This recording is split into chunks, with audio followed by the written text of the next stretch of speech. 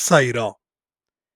என் உயிரின் உயிரானவர்களே, அனைவருக்கும் இந்த நாள் நல்ல நாளாக அமைய சாய்பா கிட்ட பிரார்த்தனை பண்ணி இந்த பதிவை நான் ஆரம்பிக்கிறேன். இதுவரைக்கும் கடவுளுடைய வார்த்தைகளின்படி நாம வாழ்க்கை வாழ்ந்துகிட்டு இருக்கோம் இல்லையா? இது இனி தொடர வேண்டும். வாழ்க்கையில நம்பிக்கைக்குரிய விஷயத்த மட்டும்தான் நீங்க பார்க்கணும், கேட்கணும். அவநம்பிக்கை தரக்கூடிய எந்த ஒரு விஷயத்தையும் தயவு செய்து அந்த பக்கம் கூட நிற்காதீர்கள். எதிர்மறை எண்ணங்கள் கொண்ட மனிதர்கள் கூட நாம இருக்கும்போது, இன்னமும் அந்த நெகட்டிவ் ஃபோர்ஸ் நமக்குள்ளே ரொம்ப ஜாஸ்தி வரும். ஸோ ஓவர் பிரஷர் அதிகரிக்கும். ஸோ நல்ல ஒரு வாழ்க்கை, இது சிறப்பான வாழ்க்கை, இது எனக்கான வாழ்க்கை. எத்தனையோ பேரோட வாழ்க்கையில பல துன்பங்கள நான் பார்த்திருக்கேன். ஆனா, என்னுடைய வாழ்க்கையில எந்த துன்பத்தையும் காணாதது போல, நான் இனி செயல்படுவேன் அப்படின்னு நெனச்சு, ஒரு நாளையும் கடவுளுக்கு டெடிகேட் பண்ணுங்க. ஸோ துன்பங்கள பார்த்து பயந்தாலோ, அத பார்த்து கவலைப்பட்டாலோ, நம்ம வாழ்க்கையில எந்த விதமான வெற்றியையும் நாம பெற முடியாதுன்றத நான் சொல்லி தெரியணும் அப்படின்ற அவசியம் உங்களுக்கு இல்ல. ஆனா, துன்பம் வரும்போது, நாம நெறைய விஷயத்த யோசிக்கிறோம். இனி வாழ்க்கை எப்படி இருக்கும்? ஃபியூச்சர் எப்படி இருக்கும்? பிரசன்ட் இவ்ளோ மோசமா இருக்கே! பாஸ்ட் லைஃப்ல ஏகப்பட்ட விஷயங்கள் நடந்ததே! எல்லாத்தையும் மறந்துடுங்க. ஸோ நீங்க புதுசா பொறந்திருக்கீங்க அப்படின்றத மட்டும் மனசுல வையுங்க. இது ஒரு ஆரோக்கியமான நாள். இது ஒரு ஆரோக்கியமான நேரம். நான் ஆரோக்கியமா இருக்கேன். என்ன சுத்தி இருக்கிறவங்க அத்தனை பேரும் ஆரோக்கியமா இருக்காங்க.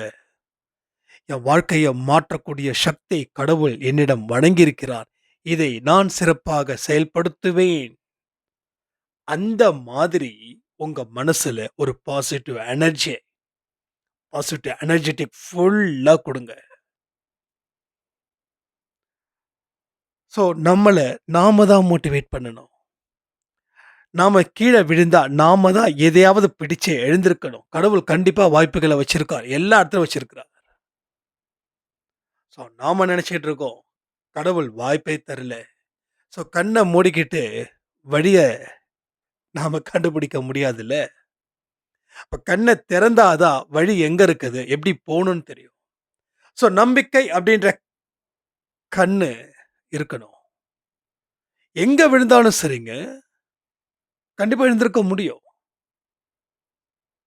ஒவ்வொரு விடியலும் நமக்கு அற்புதத்தை தரக்கூடிய திருநாளா நீங்க மாற்ற வேண்டிய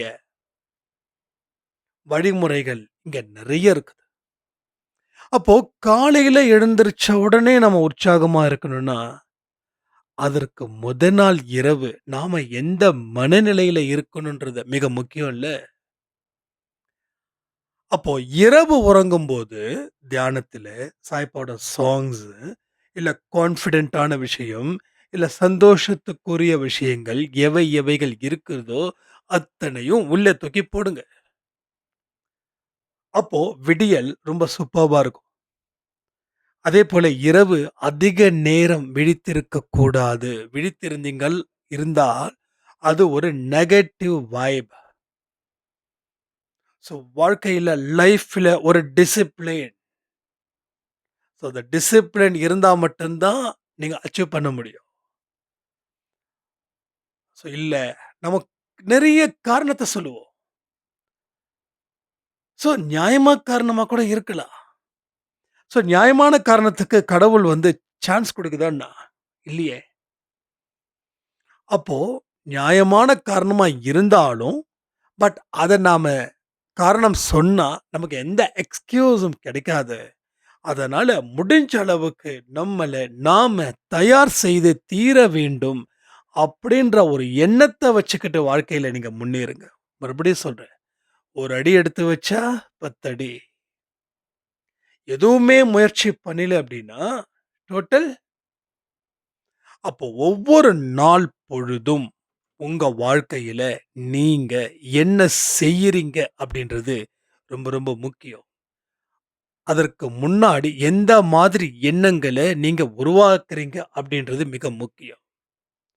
நான் பாசிட்டிவா தான் இருக்கேன், பாசிட்டிவா தான் இருக்கேன்னு சொன்னா மட்டும் போதுமா? செயல்படுத்தணும். நாம என்ன நினைக்கிறோமோ, அத நீங்க இம்ப்ளிமெண்ட் பண்ணணும்.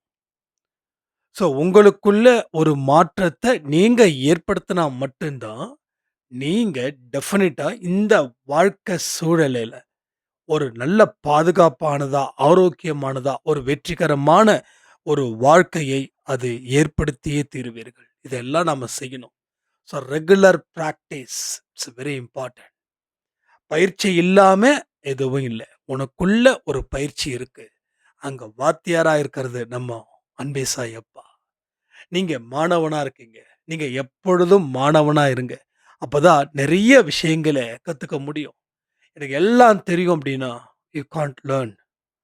பட் நீங்க என்னைக்குமே லேர்னிங்ல இருக்கணும். ஸோ கத்துக்க கூடியவர்களா இருங்க. இங்க வயசு 60ஆ இருக்கலாம், 70ஆ இருக்கலாம், 80ஆ இருக்கலாம். ஸோ ஏஜ் ஒண்ணுமே கிடையாது. இன்னைக்கு நம்ம என்ன கத்துக்கிறோமோ, அது நாளைக்கு நம்ம வாழ்க்கையில உதவுது. ஸோ இந்த ஜென்மத்தில நம்ம என்னென்ன செய்றோமோ, அத்தனையும் அடுத்த ஜென்மத்தில கேரி ஃபார்வர்ட் ஆகுது இல்லையா? ஸோ நேத்து என்ன நடந்ததோ, இன்னைக்கு நடக்குது.